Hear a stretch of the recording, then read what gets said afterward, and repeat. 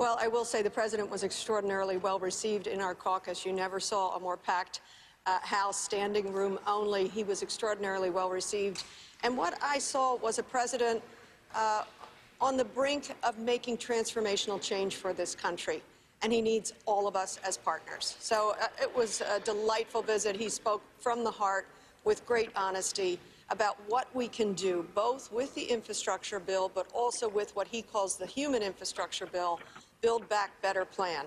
As he pointed out, he wrote both of these bills for good or for bad. These are his vision. And so what I hope is that you'll see in the next few days, or whatever the appropriate time frame is, we push both of these across, because of course we need investment in infrastructure, but we need transformational investment in families, in our children, in our children's education.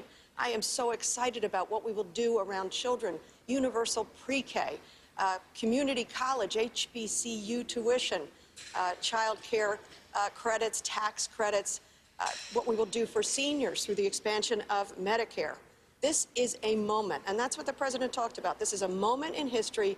We should not let it pass us by to make a profound change in people's lives for the better. I want to be really specific, Congresswoman, and not ask you about divisions in a way that misrepresent what they are. Around the mission, I have heard from senators and your colleagues and across the spectrum and across the country regionally that around the purpose and the mission there is unity. But as we know, what has spilled into public view is a real debate around how much to spend, around the price tag. And I wonder if the president brought you a bottom line from Senators Manchin and Sinema. He did not. He was pragmatic, realistic, a man of great experience, who said, look, clearly, I have to be straight up with you. It is not going to be the $3.5 trillion number that we would all like, or many of us, like me, would like. And so he said, instead of picking a number, what I ask of you, this was literally his call to action for us, what I ask for you are the programmatic things that must be in the bill, and then we can do the math from there.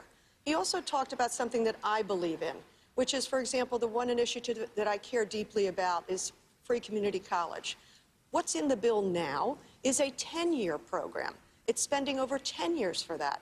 So why don't we trim that back? Try 5 years of free community college. See what an economic engine that is for our families, and then we'll see if a future Congress says, no, we should shut that down.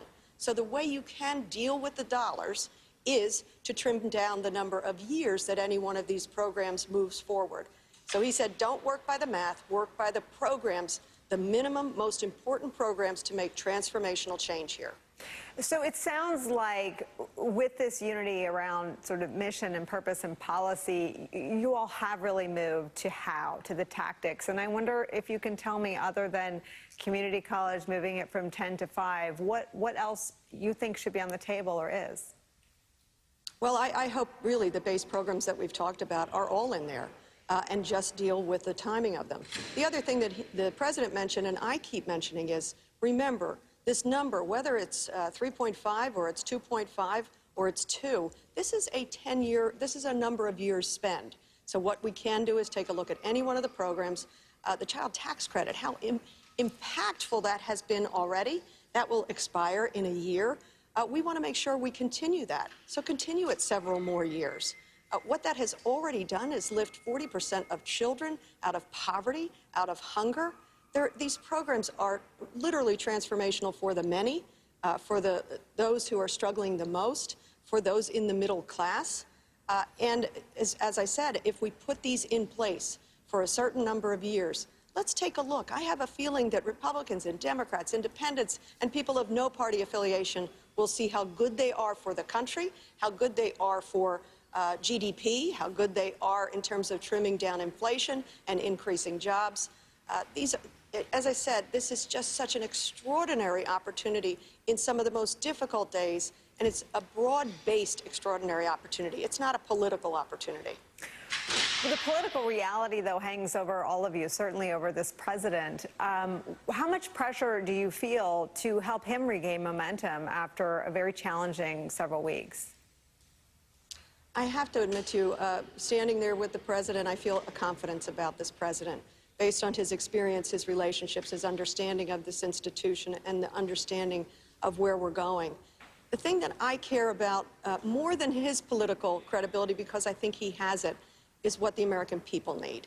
We need to do these two very important bills for the American people, and that will redound to the president and to the legacy of his presidency. Congresswoman, when do you expect a vote? I don't know. We did not get that. I said I'm willing to stay all weekend. I have no clue.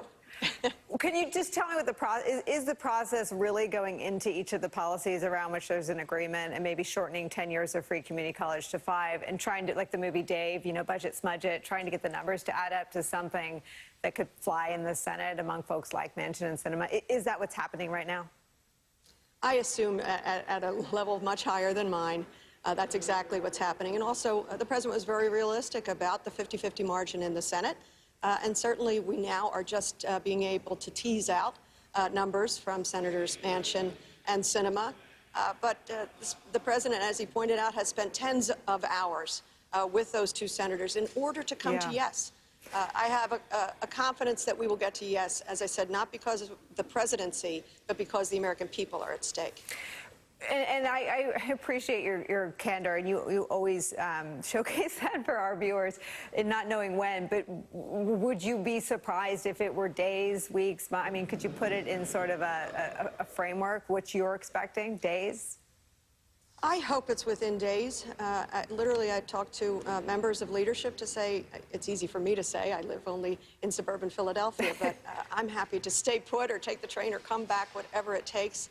I hope we'll learn later today what the calendar looks like, what the reality looks like. Something we have to do is pass a continuing resolution on surface transportation. That we will do, I hope, maybe today or very, very soon. That will get us down the road and make sure that we don't have to furlough anybody in the Department of Transportation. But I do think this is an important moment. I would not like to see us go home for a couple of weeks, work in our districts for a couple of weeks, and miss out on the momentum that has been built now to make sure that both of these bills get across the finish line. That is something we are unified about.